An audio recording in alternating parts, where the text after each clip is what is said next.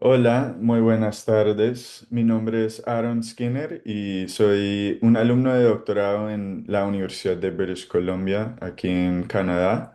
Y hoy les voy a estar hablando sobre el Data Paper, lo cual voy a estar llamando el proyecto de datos, aquí en español. Y su papel en reconstruyendo la confianza en la ciencia. Voy a estar, voy a estar usando un estudio de caso de una base de datos de Colombia y los sistemas silvopastoriles, lo cual es un sistema agroforestal y cómo responden las aves a tales sistemas. Antes de arrancar, quiero primero reconocer que Colombia es un país mega diverso en cuanto a la cultura y los grupos indígenas y lingüísticamente. Em, Hay más que 115 grupos reconocidos oficialmente en Colombia, grupos indígenas, y estos datos estuvieron recopilados en los terrenos de más que 10 de esos grupos. Ok, antes de arrancar, quiero comenzar con una anécdota ilustrando por qué es importante el buen manejo de datos y también código. Entonces, para mi maestría, yo estudiaba el Antrostomes vociferus, quien es esta belleza aquí a la mano izquierda, y equipamos, disculpa, ponemos los registradores GPS en estas aves para rastrearlos y entender mejor su migración. Y ya tuvimos una base de datos muy chéveres. Analicé estos datos y escribí un paper. Lo entregué a una revista y a mi sorpresa dijeron que sí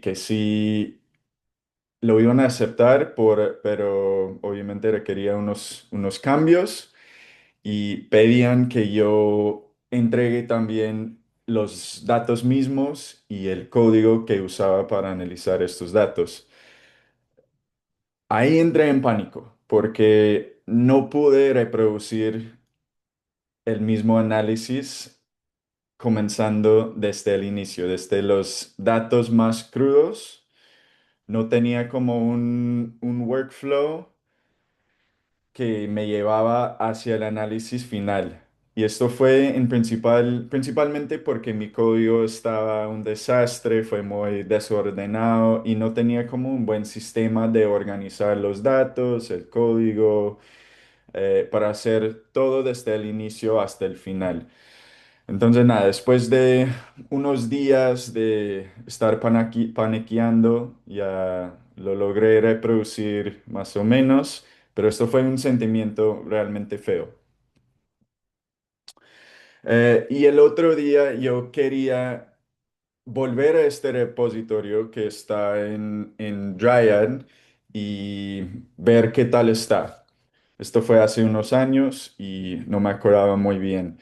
Entonces, al entrar, la primera cosa en que me fijé fue que no pude entender muy bien qué eran estos archivos. Los nombres para mí ya no tienen sentido, no me acordaba muy bien. En el momento seguramente sí, pero ya hasta para mí mismo no sé qué significan. Em, Y luego entré a uno de estos CSVs y tampoco pude entender o descifrar los nombres de las columnas. Por el motivo, tuve una afinidad para nombrar cosas con siglas de 2 letras y hoy en día tampoco pude entender qué significaban estos nombres de columnas. Entonces, imagínate que si para mí no pude entender muy fácilmente este repositorio, imagínate a alguien ajeno que no había trabajado con estos datos. Entonces, mi conclusión fue que Dios bendiga a estos 5 personas quienes intentaban hacer algo con estos datos. Em, sí. Entonces esto fue un problema de repetibilidad. Yo mismo no pude repetir mi propio análisis y lograr los mismos resultados que tenía usando los mismos datos. Pero también hay otro concepto que se llama reproducibilidad.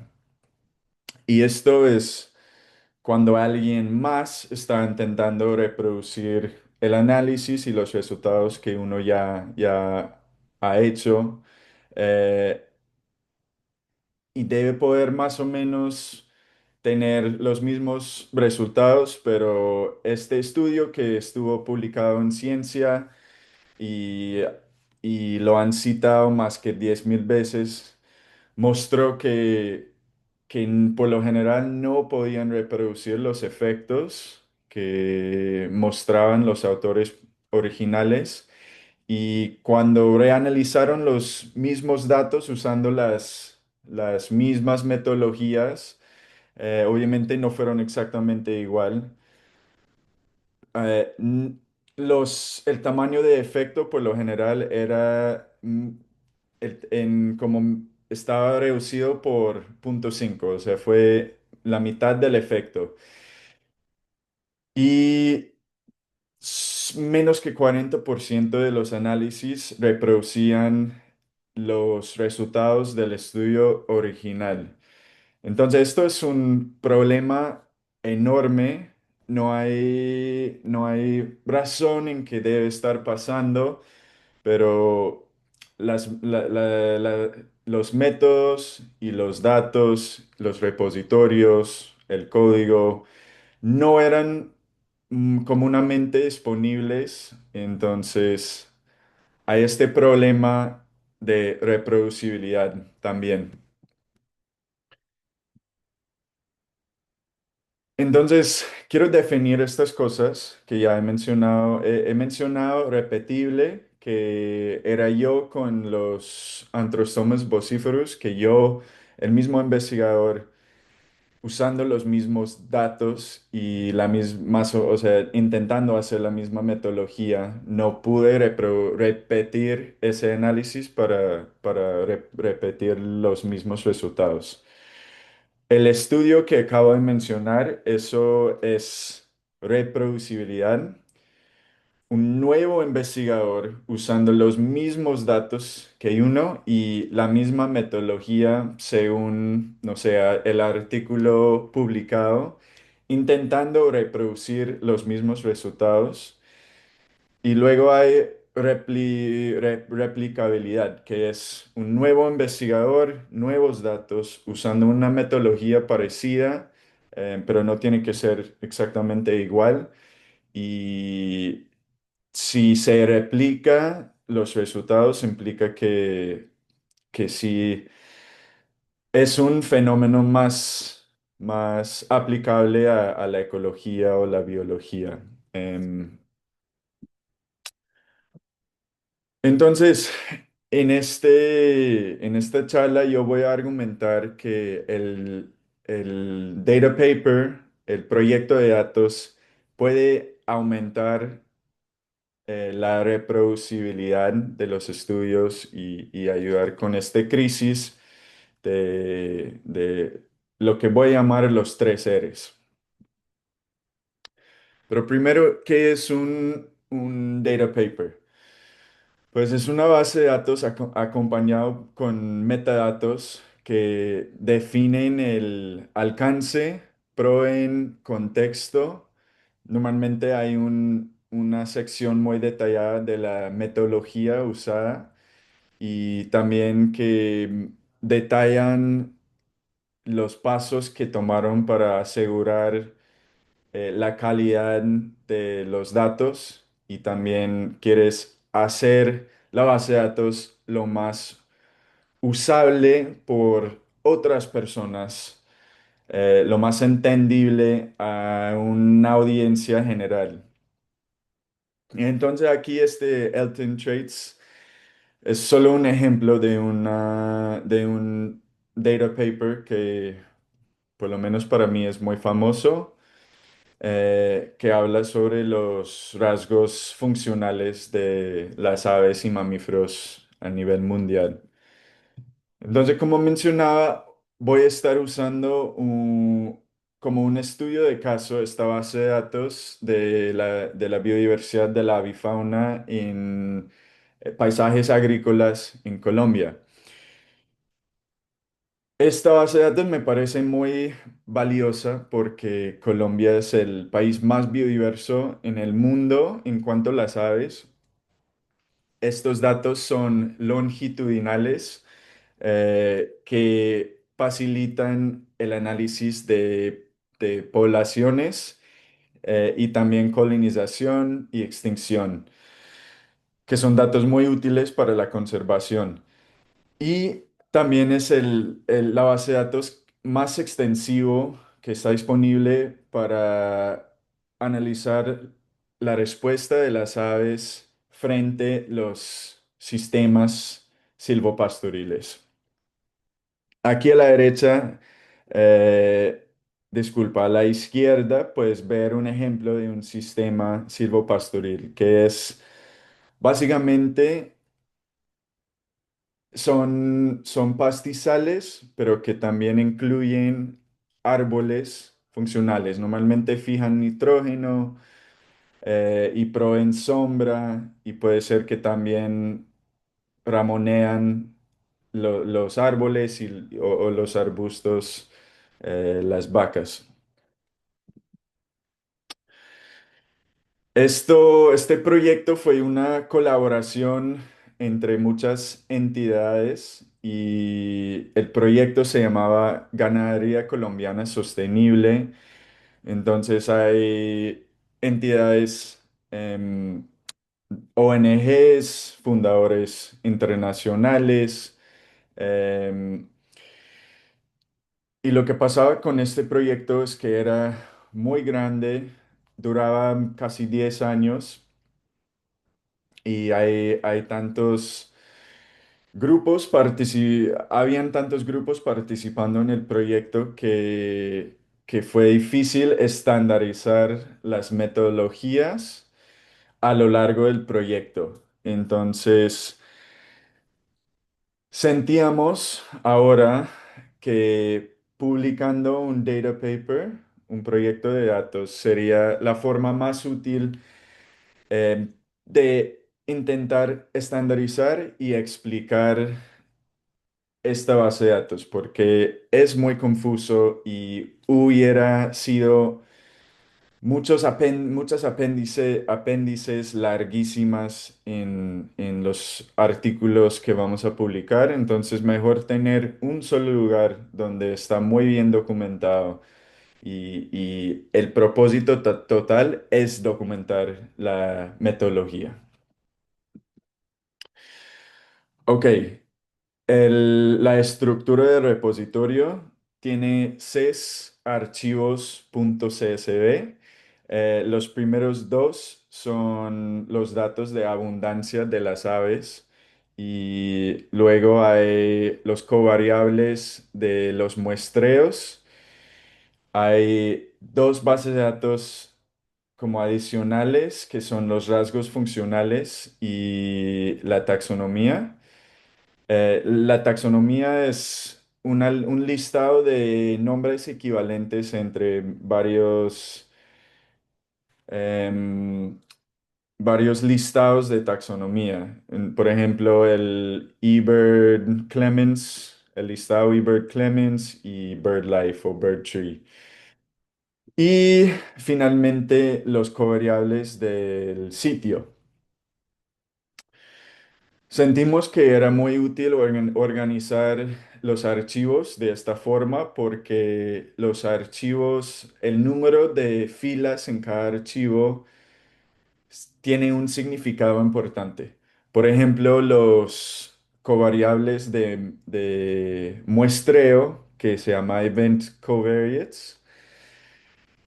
Tiene, o sea, hay 2691 filas en este archivo y cada fila corresponde a un muestreo de un punto de conteo. También otro ejemplo, los covariables de sitio, hay 496 filas y cada fila corresponde a un sitio único con solo una coordenada cada sitio. Entonces, al organizar los datos de tal forma, estamos comunicando también cosas importantes sobre los datos. También en este repositorio hay código para manipular estos archivos .csv. Un, un archivo .r, un script que se llama Data Exploration Joins, que explora la estructura de los datos y también muestra cómo puedes unir estas bases de datos eh, y también detalla los datos que no están, los NAs, Missing Data. Y también hay un segundo script que se llama Data Filtering Analysis y eso muestra cómo, o sea, muestra la diferencia entre los dos archivos .csv que tienen las abundancia de las aves. ¿Cómo llegamos del archivo más grande al archivo más chiquito, que es el archivo que yo recomendaría que usen para un análisis? Em, por lo menos si quieres solo usar las aves que estuvieron identificados dentro del radio fijo del punto de conteo. La historial de todos estos scripts está en GitHub por si hay dudas de el proceso de llegar a estos scripts finales. El historial está en GitHub. Y finalmente hay metadatos que explican con mucho detalle cómo estuvieron recopilados estos datos. Entonces, em, bueno, un paso importante en un data paper es definir el alcance espacial. Entonces, en nuestro ejemplo hay 5 ecoregiones que están etiquetadas en este mapa a la derecha. Por ejemplo, el ecoregión cafetera, el piedemonte, etcétera.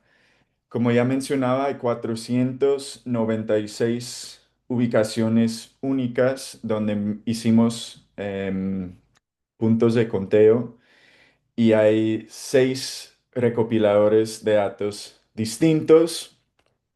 Entonces, esto está señalado con los símbolos distintos en la figura a la derecha.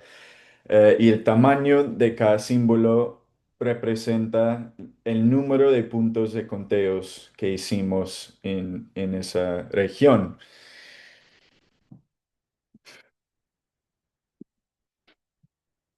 También es importante definir el alcance temporal. En este caso, muestreamos de 2013 hasta 2024, disculpa, y hicimos 2691 muestreos únicos temporalmente. Lo que quiero decir con eso es que tuvimos 496 sitios y muestreamos cada sitio varias veces, por lo general. Hay una excepción que diré ahorita, pero por lo general muestreamos cada sitio varias veces. Esta figura aquí a la derecha explica un poco, profundiza en temporalmente cómo estuvieron los muestreos y acá cada cada símbolo representa un grupo de puntos de conteo que están espacialmente unidos. Y bueno, aquí en el eje X está el año y en el XY está el mes en que se realizaron el muestreo. Entonces los símbolos, si están en varios años, si el mismo símbolo está en varios años, implica que el mismo grupo de puntos de conteo se muestreaba varias veces a lo largo del tiempo. Un ejemplo. Entonces aquí en el Bajo Magdalena, estos símbolos X, que son azules, tienen aquí en el mes 6 como en el verano de 2013, también en el octubre más o menos de 2013 y de nuevo en 2016. Entonces esta figura explica un poco de cómo estuvieron realizados los muestreos a lo largo del tiempo. Em, y también el alcance taxonómico. Entonces aquí tenemos un árbol filogenético que muestra los órdenes, los órdenes que más registramos en estos muestreos y en total registramos 25 órdenes, 61 familias y 587 especies. Ok.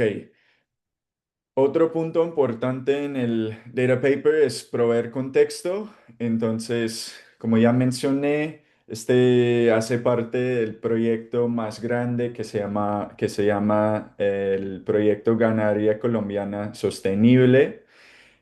También hablo de la historia en todas estas regiones del uso de tierra, porque estos son paisajes dinámicos, entonces explicar un poco esa historia es muy importante para entender la biodiversidad hoy en día. También hablo de los hábitats y los usos de tierra que muestreamos. Por ejemplo, esta figura a la derecha es un paisaje ejemplar de donde muestreamos donde los círculos rojos representan el radio fijo de 50 metros de cada punto de conteo y es una imagen satelital, entonces puedes ver los sistemas silvopastoriles, tanto las cercas vivas como los árboles dispersos y también los bosques ribereños y los pastizales intensivos. Y por fin también hasta hemos incluido un resumen de la geología y los suelos y la hidrología de las regiones. También la metodología, eso es una parte muy importante porque ya como he mencionado, habían 6 recopiladores de datos distintos, o 6 bases de datos distintos, mejor dicho, y cada base de datos tiene una metodología un poco distinta, entonces el data paper explica muy bien cuáles son las cosas parecidas entre las bases de datos y cuáles son las diferencias. Por ejemplo, algo parecido es que todas las bases de datos usaron una metodología de puntos de conteo con radio fijo. Normalmente era de 50 metros y muestrearon por 10 minutos, principalmente entre el amanecer y las 11 de la mañana. También resalta las diferencias, que es muy importante. Y esta figura aquí a la derecha es un ejemplo de una de las diferencias importantes entre estas bases de datos. Esta figura muestra la intensidad de muestreo en cada finca. Entonces, el número de puntos de conteo en cada finca. Hay algunas bases de datos que muestreaban muy pocas fincas, como Unillanos y VC, em, pero muestreaban muy intensivamente cada finca. Puedes ver que una finca tiene 24 puntos de conteo en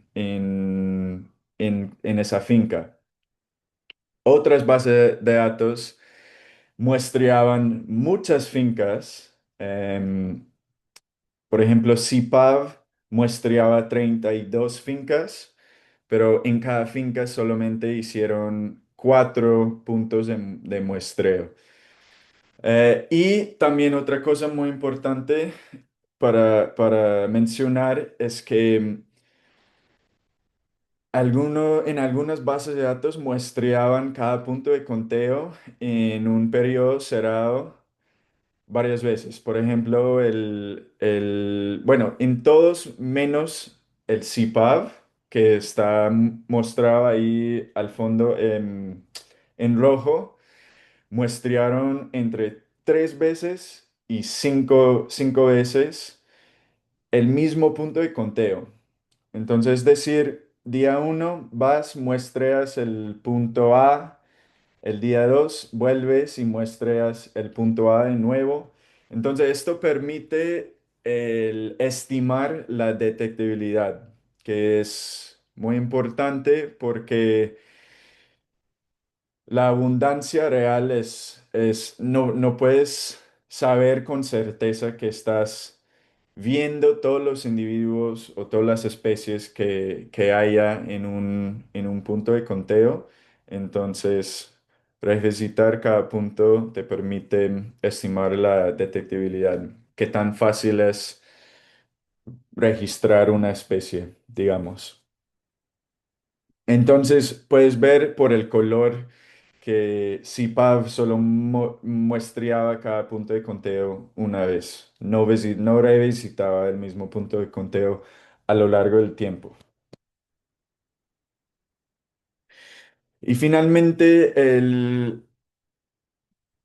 explicamos los pasos que seguimos para asegurar que la calidad de los datos. Entonces, unos ejemplos de las cosas que hicimos con las distribuciones de rangos y también las distribuciones elevacionales, comparamos nuestros registros con esas distribuciones. Entonces, aquí en la figura de la derecha puedes ver un ejemplo de la Tángara cayana y ese polígono en la Amazonas es el rango distribucional de esta especie y los puntos negros son observaciones, registros nuestros que están dentro del rango y los puntos rojos están por fuera del rango de la especie. Y también comparamos los rangos altitudinales. Entonces, mientras más grande es el símbolo, eh, está por fuera del rango altitudinal por una cantidad mayor. También estandarizamos la taxonomía usando el AOS SACC. Hicimos varios pasos para asegurar que las coordenadas geoespaciales están bien. Por ejemplo, revisamos para asegurar que las coordenadas se alinean con los departamentos donde reportaron el registro, la proximidad de los puntos de conteo que tienen el mismo ID deben estar en una proximidad razonable, como menos de 2 kilómetros, o si no hay un error con o la ubicación o el ID. Y también, según la metodología, debe haber Debe haber una distancia entre 100 y 200 metros entre cada punto de conteo dentro de una finca. Entonces aseguramos que los puntos de conteo también cumplen con esa distancia mínima. Verificamos el hábitat usando las imágenes satelitales de Google Earth y también comparamos la metodología reportada por el recolector de los datos con los datos mismos. Entonces, si en la metodología decía que los puntos de conteo se realizaron entre el amanecer y las 11 de la mañana, pero luego hay puntos a las 3 de la tarde en los datos. Eso implica que hay un problema o que la metodología está escrita mal y ahí hicimos seguimiento con los recolectores de datos o si no que hay un error en los datos, quizás por el Excel o quién sabe, algo con el formato. Em, y esta parte me parece muy importante. Con el data paper queremos facilitar el uso futuro por otros científicos o gente practicando la conservación, agricultores, lo que sea. Y esto es para mí una diferencia grande entre el data paper y el ejemplo que mostraba al inicio de la charla de mi maestría, donde ya aceptaron el paper y dije, hoy no, ya tengo que reproducir este análisis, pero no he hecho un buen trabajo de mantener mi código organizado y tal. Y también que el repositorio era como el mínimo, no estaba pensando mucho en cómo iban a interpretar estas columnas, la estructura del repositorio, etcétera. Entonces, con el data paper, queremos asegurar que es muy fácil de entender, que es muy fácil de usar y que simplemente como está organizada de una forma lógica. Entonces, incluimos figuras que también ayudan a explicar la base de datos. Por ejemplo, esta figura aquí muestra cuáles especies eran más comunes, las más comunes en el proyecto y también las más distribuidas ampliamente en el proyecto. Entonces, por ejemplo, el Bubulquis ibis es la especie que más abundancia registramos y el Tyrannus melancholicus era la especie más distribuida ampliamente en el proyecto. También definimos todas las columnas, intentamos elegir en primer lugar nombres de columnas que son fáciles de interpretar y entender qué son, pero también hay estas definiciones. Y ya, entonces ya mencioné las tres Rs al inicio de la charla y quiero agregar un cuarto R que es reusable.